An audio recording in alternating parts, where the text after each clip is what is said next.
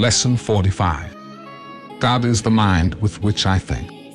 Today's idea holds the key to what your real thoughts are. They are nothing that you think, just as nothing that you think you see is related to vision in any way. There is no relationship between what is real and what you think is real. Nothing that you think are your real thoughts resemble your real thoughts in any respect. Nothing that you think you see bears any resemblance to what vision will show you. You think with the mind of God. Therefore you share your thoughts with Him, as He shares His with you. They are the same thoughts because they are thought by the same mind. To share is to make alike, or to make one. Nor do the thoughts you think with the mind of God leave your mind, because thoughts do not leave their source. Therefore, your thoughts are in the mind of God, as you are. They are in your mind as well, where He is. As you are part of His mind, so are your thoughts part of His mind.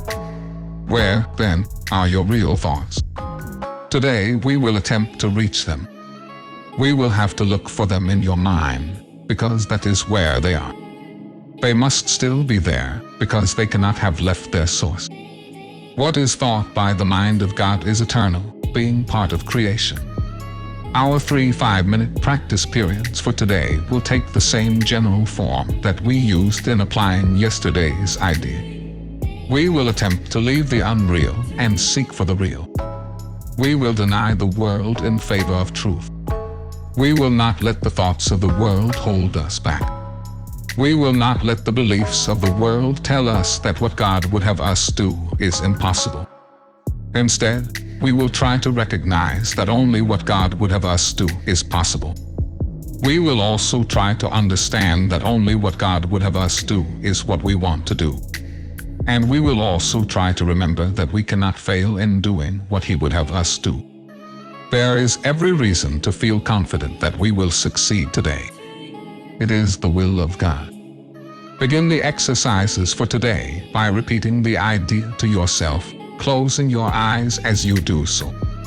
Then spend a fairly short period in thinking a few relevant thoughts of your own, keeping the idea in mind. After you have added some 4 or 5 thoughts of your own to the idea, repeat it again and tell yourself gently, "My real thoughts are in my mind.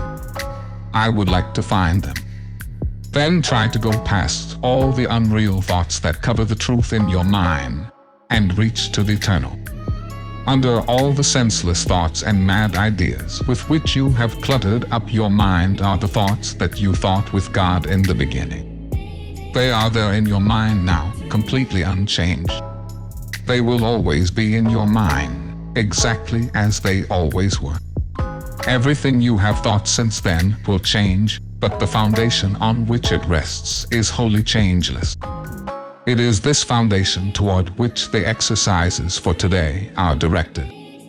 Here is your mind joined with the mind of God. Here are your thoughts one with His. For this kind of practice only one thing is necessary. Approach it as you would an altar dedicated in heaven to God the Father and to God the Son. For such is the place you are trying to reach. You will probably be unable as yet to realize how high you are trying to go. Yet even with the little understanding you have already gained, you should be able to remind yourself that this is no idle game, but an exercise in holiness and an attempt to reach the kingdom of heaven. In the shorter exercise periods for today, try to remember how important it is to you to understand the holiness of the mind that thinks with God. Take a minute or 2 as you repeat the idea throughout the day to appreciate your mind's holiness. Stand aside, however briefly, from all thoughts that are unworthy of Him whose host you are. And thank Him for the thoughts He is thinking with you.